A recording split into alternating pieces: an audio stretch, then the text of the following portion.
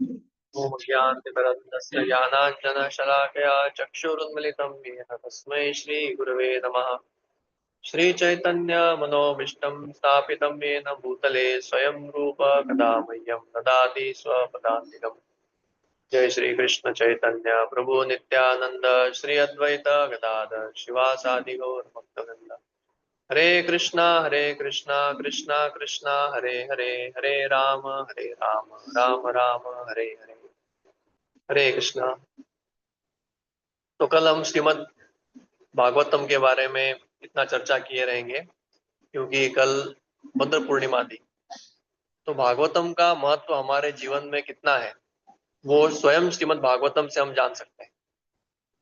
पहले 3 श्लोका भागवतम में भागवतम का जो ग्लोरी है वो बताते हैं, और उसी तरह से एक आखिरी एक चैप्टर है भागवतम का, एक जो लास्ट चैप्टर है वो भी भागवतम के बारे में बताता है। तो उससे हम समझ सकते हैं कि भागवतम भक्तों के लिए कितना महत्वपूर्ण है। वैसे कलयुग के लिए हमारे लिए जो युग धर्म है वो हरिनाम का जप करना है और हरिनाम संकीर्तन है स्पेशली। लेकिन भागवतम के बिना भी हम हरिनाम का सही तरह से जप नहीं कर सकते, क्योंकि भागवतम जो है वो श्रवण करने से ही हमारा हृदय जो है वो हरिनाम जप करने के लिए पात्र बनता है। तो अगर हम समझो एक उदाहरण ले सकते हैं, कभी ऐसा बोला जा सकता है कि दूध हमारे लिए बहुत पौष्टिक है, दूध जो है हमारे सेहत के लिए बहुत अच्छा है। लेकिन अगर कोई बोलेंगे कि आप दूध पी लो, तो उसका अर्थ है कि वो दूध किस में आएगा, एक ग्लास में ही आएगा, वो एक पात्र में आएगा। कोई अगर बोलेगा कि ये लो दूध ले लो आप, तो उसके साथ वो ग्लास भी नहीं देगा वो। तो दूध और ग्लास दोनों साथ में आते हैं, उसका कोई ऐसा सेपरेट नहीं कर सकते। तो उसी तरह से नाम जप, श्रवण कीर्तन, स्मरण, ये सब अलग अलग स्टेजेस हैं। उसमें श्रीमद् भागवतम का जो पाठ करना है वो हमारे लिए कंपलसरी है। नाम जप तो है ही, उसी के साथ साथ हमको उतना ही महत्वपूर्ण जो महत्व देना चाहिए अपने जीवन में श्रीमद् भागवतम को पढ़ने के लिए। तो श्रीमद् भागवतम का जो पढ़ाई है वो हमारे लिए इतना महत्वपूर्ण क्यों है, क्योंकि हमारा हृदय जो है वो हमको पवित्र बनाता है। और स्पेशली भागवतम के जो लक्षण है कि वो परमहंस संहिता बोला जाता है। तो परमहंस संहिता मतलब वो वो पुस्तक जो परमहंसों को बहुत प्रिय है, या वो पुस्तक जो परमहंस पढ़ते हैं। और एक चीज है कि अगर वो पुस्तक पढ़ेंगे तो हम भी परमहंस बन जाएंगे। तो हम सबको अगर इच्छा है कि हम एक न एक दिन परमहंस बने, हाँ, एक महान भक्त बने या भगवान के जो बहुत निकट जाए, तो हमको भागवतम पढ़ना ही आवश्यक हो जाता है। और जैसे इसमें भागवतम में बोला गया है कि ये भागवतम धर्म प्रोजित कैतवत्र परमो निर्मत्सराणाम सताम। मतलब श्रीमद् भागवतम में कोई भी चीटिंग रिलीजन नहीं है, कैतव धर्म नहीं है। तो चीटिंग रिलीजन मतलब क्या है? चीटिंग रिलीजन मतलब वो सभी चीजें जो हमको इस भौतिक दुनिया से बनाए रखता है, वो चीटिंग रिलीजन। मतलब कई सारे पुराण हैं और वेदों में कई सारे अलग अलग उपाय दिए गए हैं, अलग अलग योग पद्धति दी गई है, व्रत दिए गए हैं। ये सभी जो है वो एक तरह से देखा जाए चीटिंग है। तो ये कैसे बोल सकते हैं कि उसमें चीटिंग है? क्योंकि हमको बोलते हैं कि इस दुनिया में कैसे रह सकते हैं हम लोग, खुश रह सकते हैं। वो इस दुनिया में रहने के उपाय बताते हैं। वो बताते हैं कि आपको ये प्रॉब्लम है तो ये कीजिए, आपको इसका ये इच्छा है तो ये प्राप्त करने के लिए ये उपाय कीजिए, आपको ग्रह दोष है तो ये उसका निवारण है। तो ऐसे अलग अलग पद्धति से वो क्या क्या बोलना चाहते हैं इनडायरेक्टली, कि आप इस दुनिया में सुखी रहो। तो ऑफ कोर्स ये दुनिया में सुखी भी रहना चाहिए, ऐसा नहीं कि इस दुनिया में दुखी होके ही हमको भगवान प्राप्ति हो सकते हैं, ऐसा नहीं है। क्योंकि गीता में भगवान बोलते हैं कि ये प्रोसेस स्वयं सुसुखम कर तुम अव्ययम, बहुत सुख पूर्वक किया जा सकता है।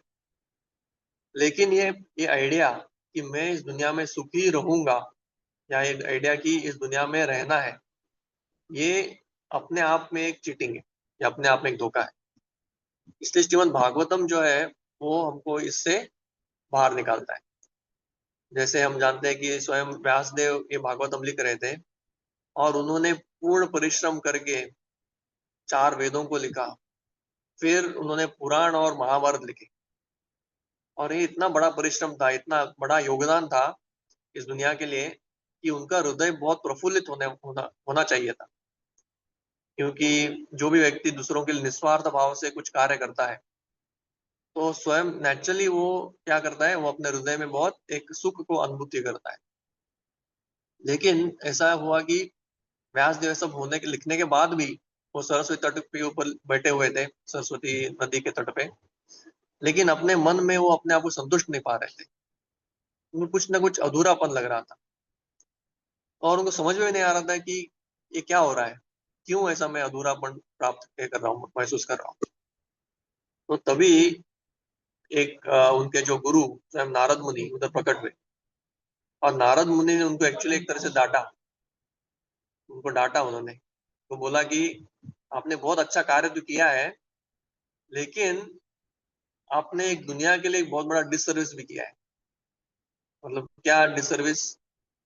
उन्होंने बोला कि आपने धर्म, अर्थ, काम और मोक्ष ये 4 चीज़ों को बहुत बड़ा पदवी दिया है या बहुत एनकरेज किया है उसको।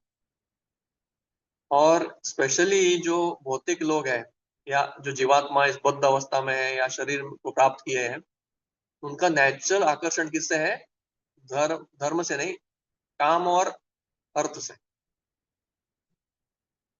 तो आपने क्या किया है? आपने वेदों को और पुराणों में इसको एनकरेज करके उनको वो चीज़ों को उन चीज़ों के प्रति आकर्षित बनाया है, जो उनको अवॉइड करना चाहिए। क्या है वो? काम और अर्थ। तो उन्होंने बोला कि आपने जो गलती किया है उसको आप सुधार दो और कैसे सुधारना है आपको? आप ऐसा एक ग्रंथ लिखिए जिसमें सिर्फ कृष्ण के बारे में स्तुति हो। उसमें और कुछ नहीं रहना चाहिए। सिर्फ हरि भक्ति जो है उसका ही गुणगान होना चाहिए। क्योंकि इस दुनिया में और कोई चीज़ जो है वो करने योग्य नहीं है। तो हरि भक्ति को ही आप ये बनाओ, एक मुख्य मुद्दा बनाओ। तो श्रीमद् भागवतम ये ऐसा ग्रंथ है जिसमें सभी जो लीलाएँ हैं या सभी उपदेश को जो बोल सकते हैं, वो आखिर में भगवान की भक्ति करने में प्रेरित करते हैं। जैसे हम जानते हैं कि जैसे ध्रुव महाराज की कथा, वो शुरुआत होती है जहाँ वो एक बहुत बड़ा पद प्राप्त करना चाहते हैं और ये पद प्राप्त कर भी लेते हैं, लेकिन वो लास्ट में कंक्लूजन क्या बोलते हैं? मुझे भक्तों का संग चाहिए। हे भगवान, और मैंने बहुत बड़ा गलती किया कि मैंने एक काँच की तरह ये इच्छा रखा। लेकिन आप जैसे व्यक्ति जो आप स्वयं एक डायमंड जैसे हैं, हाँ, वो मुझे मिल गए। तो उस तरह से ये कहानी का अंत होता है, जिसमें हरि भक्ति फाइनल कंक्लूजन है। उसी तरह से अजामिल या पुरूरवा का स्टोरी जहाँ पे वो उर्वशी को प्राप्त करते हैं, लेकिन उनका आखिर में रियलाइज़ेशन क्या है कि इंद्र तुप्ति कितना तुच्छ है और मैं क्यों इसमें फँस गया। ययाति महाराज का जो स्टोरी है। तो ऐसे कई सारे सभी स्टोरीज़ जो है, जो शुरुआत होते हैं हो सकता है कि उसका शुरुआत हो इंद्र तुप्ति में, लेकिन वो इंद्र तुप्ति को त्याग के किस तरह से वो महान भक्त बने और एक्चुअली में सुखी बने।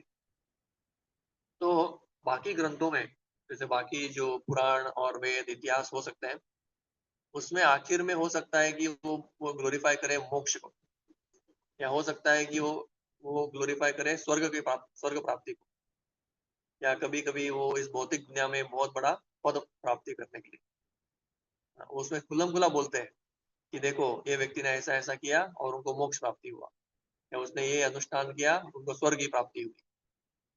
तो लोगों को ऐसा लगने लगता है हाँ, तो यही हमारा आखिरी उद्देश्य है। लेकिन भागवतम में ऐसा कभी नहीं दिखेगा।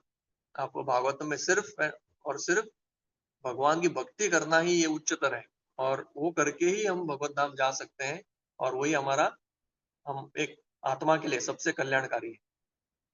तो ऐसे श्रीमद् भागवतम को हम पढ़ना चाहिए और अगर हम उसको सतत पढ़ते रहेंगे, तो हमारे मन में भी अभिलाषा उत्पन्न होगी कि मैं भी एक ना एक दिन एक शुद्ध भक्त बनूँगा और मैं भी एक ना एक दिन भगवान के साथ गोलोक वृंदावन में संग करूँगा। क्योंकि हमारे हृदय में जो अभिलाषाएँ हैं, वो एक आत्मा के लिए सबसे बड़ा धरोहर है, उसका वही एक ट्रेज़र है। जो अभिलाषा आत्मा ये करता है, उसको चेरिश करता है या उसको ग्रहण करता है, वो अभिलाषा कैसे न कैसे करके वो पूर्ण हो जाता है।